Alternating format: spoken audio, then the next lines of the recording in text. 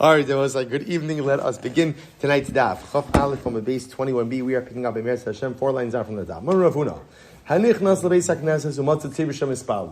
Person walks into a shul and they find that the tzibor is davening. So just to give you the context, in other words, I walk into shul, and this case is totally not shaykh at all, right? This really wouldn't happen, but this is a situation where a person walks into shul and he's very late. And he comes in so late that the tzibor is already davening Shmona Esrei. So unheard of.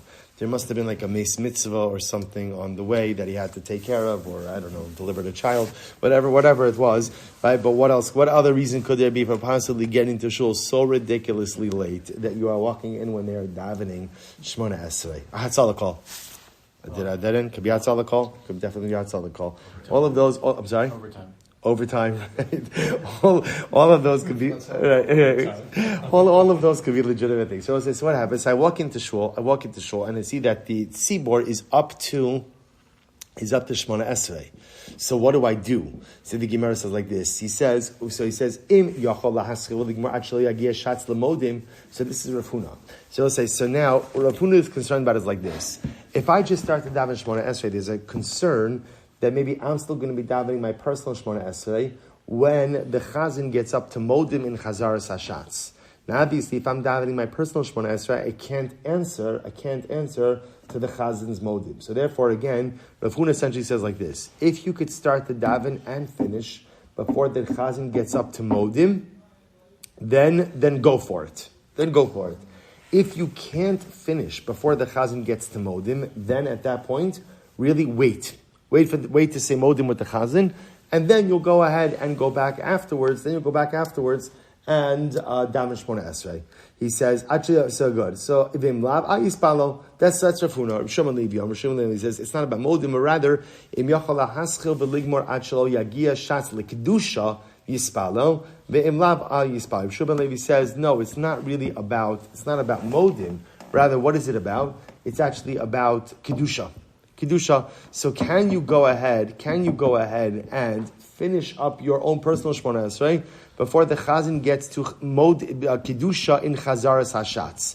If you could finish up before the Chazan gets to Kedusha, then absolutely that's fine. Otherwise, what should you do? I will say, this is actually all kidding aside. This could happen. A person comes in late to shul, right? They're up to Chazaras Hashatz. They haven't started Chazaras Hashatz yet, right? So we'll say, so all kidding aside, you know what this could happen, maybe with a little bit more reasonability, is by Mincha time, right? I walk in late to Mincha, so already I go ahead and I walk in, and they already started Shmona Esrei.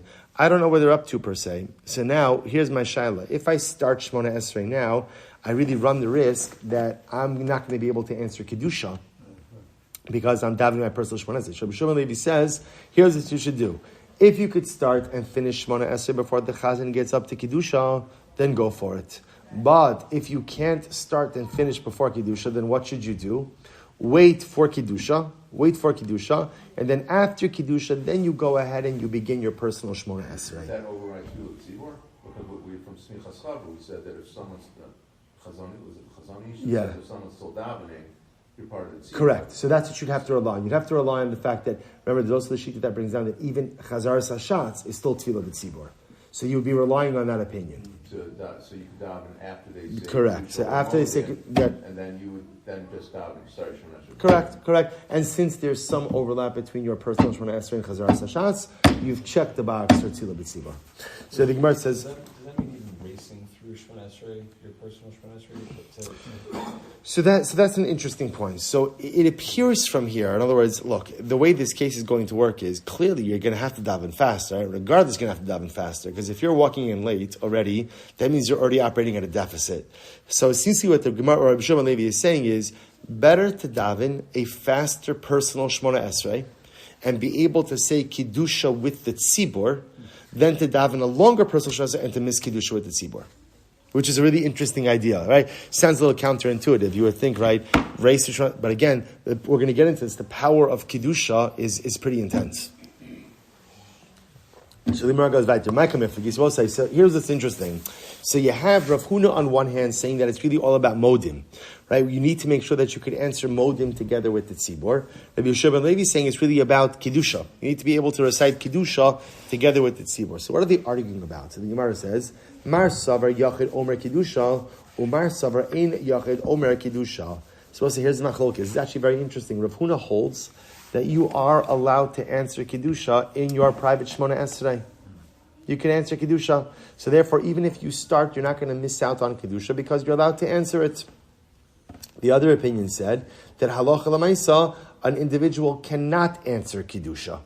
That's their machlokes. V'chein amar Rav Ada bar Abba minayin she'ein yachid omer kedusha. Rav Ada bar Abba said, from where do we know that an individual can't say kedusha? Rav both said the only way to say kedusha ultimately is part of the minyan. You can't say kedusha on your own. From where do we know that?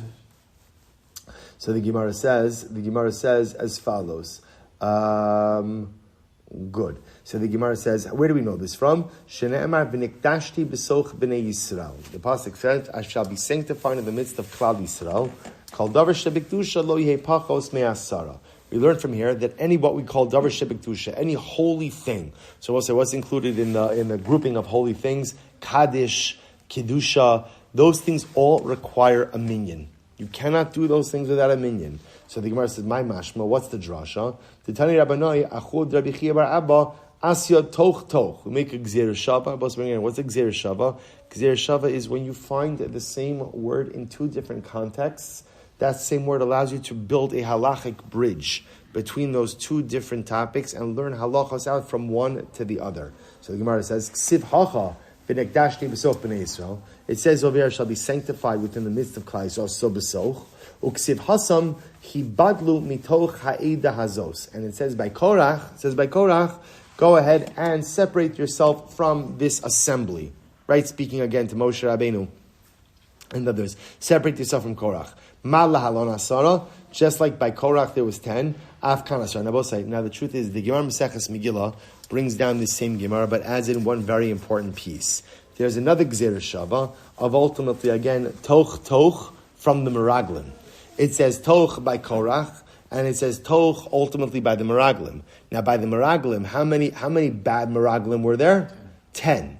So toch by the Meraglim means 10. Therefore, he badlu mitoch ha'eda hazos, right? So again, toch by Korach also refers to then, and then v'netashti b'soch b'nei Yisrael. So we'll say that's really, so the Gemara here kind of just writes it shorthand, but the linchpin really of it is the reference to the Meraglim. Okay, so the Gemara says udukuli alma mias mifsak lo pasek. So we're saying everyone agrees that halacha l'maisa,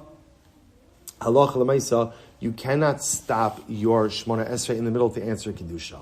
So the machlokes just is an individual permitted to go out and say Kedusha or not? That's the machlokes Rav Huna, Rabbi Yeshua ben Levi. But everyone agrees that when you are in the middle of your Shemona Esrei, you do not go ahead and pause your Shemona Esrei in order to answer Kedusha. So the Gemara says,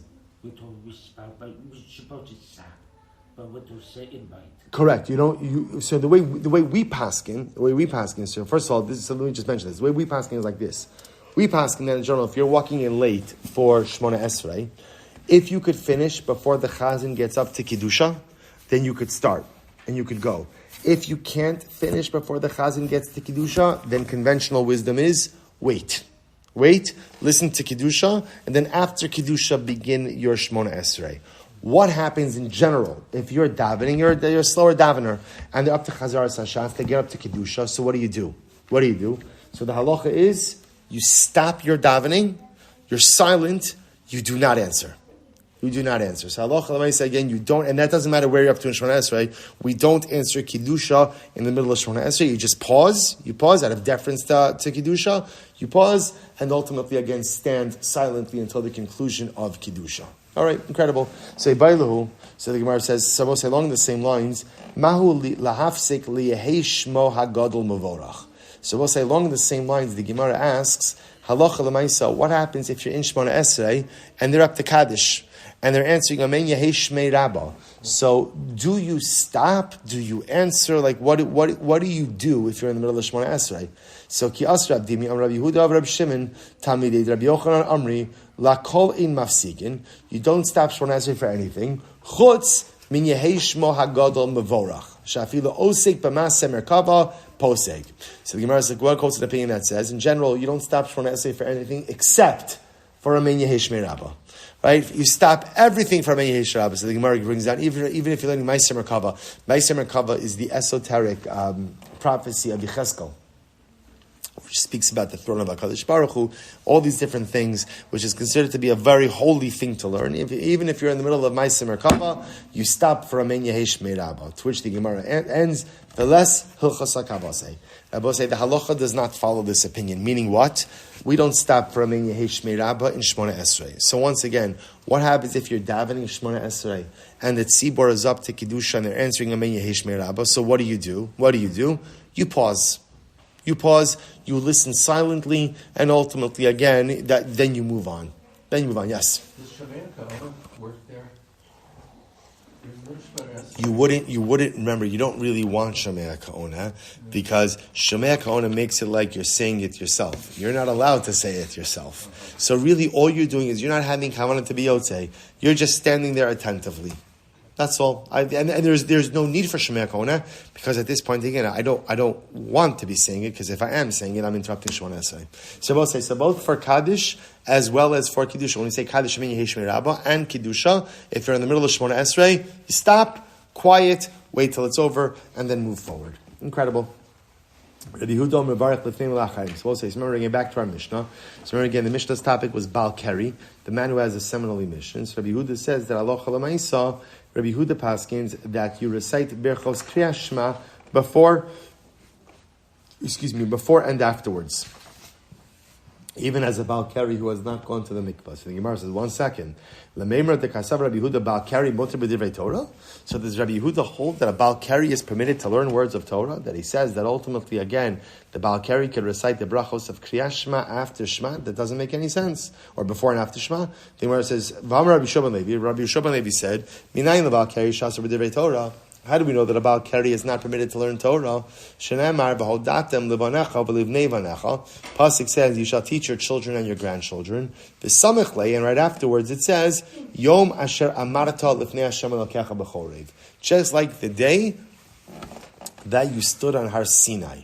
Right? So in other words, the Torah itself equates the learning of Torah to Maimed Har Sinai, to Sinaitic revelation. What's the nature of the connection?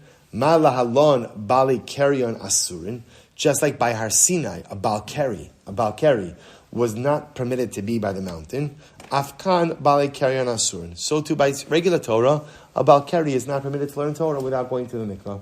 So one says, if that's the case, how could Rabbi Yehuda say that Allah Chalamaisa, the Baal Keri could recite the brachos of Kriyas Shema? V'chitim Rabbi Yehuda lo darish smuchin. Well, maybe you'll say Rabbi Yehuda doesn't darshan juxtaposition. So we'll say, let's talk about this in just a moment. We'll stop over here for a time. We'll pick up with this tomorrow. Let me just tell you about this. Smuchin is one of the exegetical principles. What that says is that placement in the Torah is not random. When two items are next to each other, that's there by design, and that's there because the goal is that you learn out one thing from the other. So here, for example, in this case over here, the Torah speaks about teaching Torah to your children and to future generations, and it equates the process of learning Torah with Sinaitic revelation. We're standing at Har Sinai. So again, the way we're darshaning it is, what does it teach you? That essentially the same details, right, or the same strictures that were in effect ultimately again by Har Sinai, i.e. Baal Keri, also apply halacha l'maisa to stam learning Torah. So the Gemara is going to suggest maybe Rabbi Yehuda doesn't hold of smuchin. All right, we'll continue. We'll say tomorrow night. Sorry that we got started a few minutes late. Shkoyach.